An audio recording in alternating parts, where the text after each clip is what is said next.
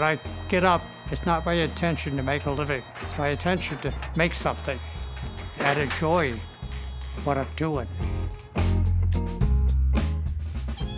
I want to work on making. I like to have a little leeway for a little creativity. Experimenting is what I've always enjoyed doing. That's the way I run my life.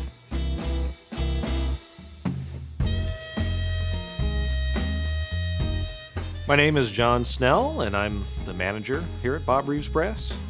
I started in 2001, so I've been here about 18 years. I started, kind of like a lot of us, making lead pipe swabs, answering the phones, making coffee, basically anything they needed. The last 8 years, I've been the manager and help keep the lights on and allow the guys here to run things as smoothly and happily as possible. I'm Brett Kendall. I've been working here for 9 years. I do all kinds of stuff here. Mouthpieces, to talking to customers, working with customers, doing valve alignments, running the CNC, making sure it's doing its thing. So I wear a lot of hats. So one of the great things about Bob is his work ethic. Since this is not work to him, he's excited to come into the shop every day. Every day's different. He likes the shop when it's quiet and he can focus on projects. This cutter was made about 75 years ago by Carol Proviance, and I still use it every day. We have different shapes to do different hand carving jobs. This will never be done in a production shop. They don't use tools like this. He would be the first one in getting something set up correctly or making a new tool. You know, he thrives on working with customers and obviously making things. And so he's passing that on to us. I teach him what I know without holding anything back.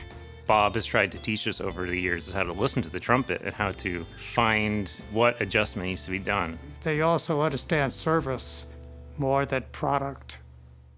I was born on Long Island. We came to Los Angeles in 1946. I was 14 and a half years old. I grew up around La Crescenta, going to Glendale High School. And I took every shop course there was. When I got out, went and joined the Navy. And they needed somebody in the machine shop, and I was the only one that had any experience with a lathe. Spent the next 4 years on a Naval Ordnance Test Station up at China Lake. At the end of that 4 years, I decided to use the GI Bill and learn to play the trumpet. I was a student at City College playing the trumpet, studying with Johnny Kleiman, who was first trumpet at 20th Century Fox. When he found out I worked in machine shops to make money, he suggested that I go talk to Carol Proviance, who was one of the mouthpiece makers in Hollywood. I went over and talked to him. In about 15 minutes, I could make a mouthpiece. That was really a simple job. It took me about a year to figure out that I didn't know anything.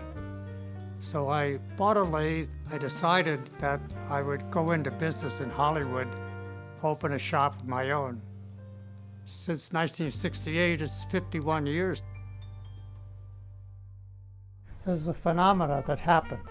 If your brain hears a better sound, it will try to make everything sound better, no matter how you change it. You can watch people struggle when they play. A lot of players, they know the notes and they know the tunes, but they don't realize how much they struggle with their equipment. Our goal is that the instrument is so optimized that when you don't think about the instrument when you're performing, there's a connection between the artist and the audience, and that's what we hope for. My curiosity leads me to why are they struggling? Sometimes the players come in and I listen to them and I can hear the trumpet really well. I'm listening, I'm trying to bring out the best out of his equipment. I start just adjusting and playing and trying until I hit that spot where they sound right and are comfortable. You could do anything with the mouthpiece as long as it makes the player sound the way they want and feel the way they want.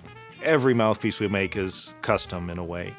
Each mouthpiece is made to order, individually handcrafted. Even our stock line of mouthpieces is made using form tools, one at a time, on manual lathes by Brett and Jose, who's been here 32 years now. Everything that really matters on the mouthpiece, we do by hand. So that means putting in the cup, the back bore, polishing, plating. That's all handwork. When we make our blanks, so basically the threaded underpart or the threaded rim, that we do on our CNC machine. You can make a mouthpiece on a CNC and it'd be very easy because you write your program and it goes and you don't really think about it, you don't really worry about it.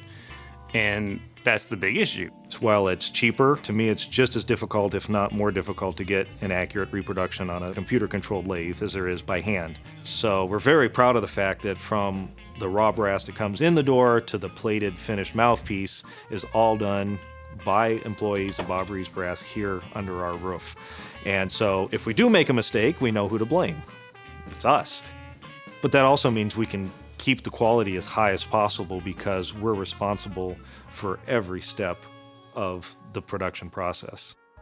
As I approach every person that comes in, I want to figure out how to help them. It's not about me. You got to get out of the picture to help somebody. It was instilled by Bob in our training that we don't sell you a mouthpiece, we solve your problem. Our goal is that when you walk out the door, you're going to sound better than when you walked in. What we're doing is more than just a job. It's more than just 3.5 inches of brass. There's a artistry to it, but then also a passion that has to go into it. And I think you can hear that in our customers after they've consulted with us or play on our products. As long as I'm having fun, I'm going to work. They take me out in a wheelbarrow at the end.